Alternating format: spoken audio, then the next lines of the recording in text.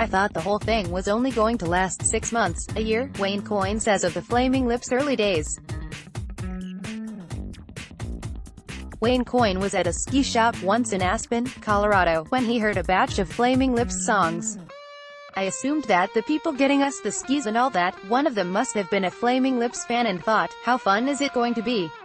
I'll put on the Spotify playlist while they're in the store, the Flaming Lips singer told HuffPost. Which is fun, but it's a little bit embarrassing. It brought up a key question, though, which Flaming Lips songs are the most popular? Thanks to playlists on Spotify and other streaming services, Coyne gets to see firsthand what the world thinks of their music, at least in terms of popularity. This came in handy when curating the Lips' new greatest hits collection. The Flaming Lips have more than a dozen studio albums to their name, so there was lots of material from which to choose for the newly released Greatest Hits Volume 1, which coincides with the band's 35th anniversary. For Coyne, this isn't just a throwaway collection of tunes. He was involved in nearly every step of the process, from track listing decisions to song remastering. In the end, they came up with a mix of more popular tracks, B-sides and rarities. It really is a celebration, Coyne said. A lot of greatest hits are put out in protest. Like the group doesn't want it, but the record company wants it. Greatest hits are kind of just thrown out there sometimes. But that's not the case with us, and it's not the case with some of the greatest hits albums we've loved over the years. It's also a time for reflection for the 57-year-old singer, who started the band in Oklahoma City without any major or long-term expectations. I thought the whole thing was only going to last 6 months, a year. Coyne, if my future self would have come back to my 22-year-old self and said, dude, you're going to be doing this when you're almost 60 years old and you're going to love it, I would have been like, get out of here, you're crazy. I'm not that responsible. I don't want the things I'm doing when I'm 20 to still haunt me when I'm in my 40s and 50s, he said. I would not want to be thinking of this as the beginning of this long story and legacy and this beginning of this big family. I would have been crushed by that.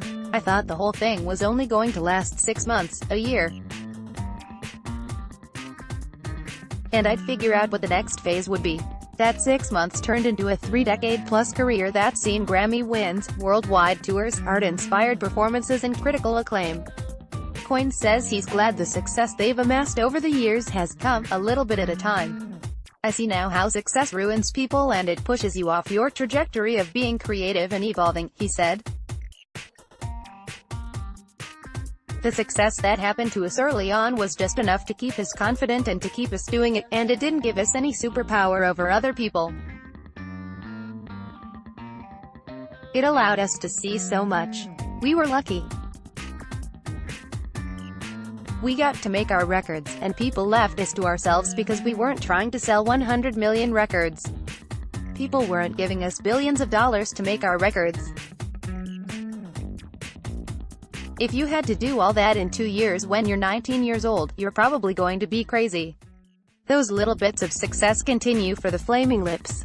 This year, they received a Tony nomination for their work on the score of SpongeBob SquarePants, the Broadway musical. Coyne also attended the Tony Award ceremony in New York City last month. Coyne and his partner, Katie Weaver, walked the red carpet at the Tony Awards in June 2018. We just embrace the absurdness of that stuff. Part of you thinks, what are these award ceremonies? Are they stupid? Are they useless? Is it just the industry celebrating itself? You can look at it as cynical as you want. But none of that is really true, he said.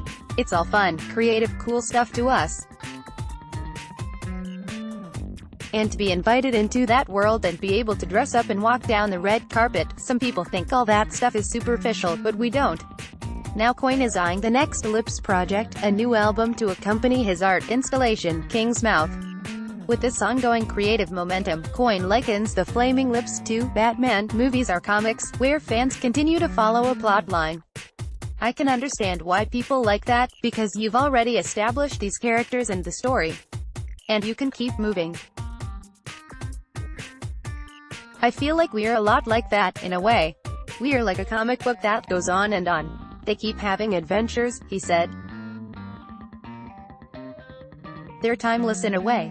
But more than that, Coyne hopes they've been able to inspire people over the years. By being yourself, you attract other people that want to be themselves, he said. I think that's the greatest lesson that we've learned. People will say to us, man, I saw you standing there doing your thing and it made me want to do my thing. I really do love being a creative weirdo. If you asked me what would be the perfect day, if you could do whatever you wanted to do, it would be filled up with making something music and doing some art in my kitchen. I'm never longing to be free of that, he added. The Flaming Lips gives me this endless vehicle in which I can make another chapter. Download.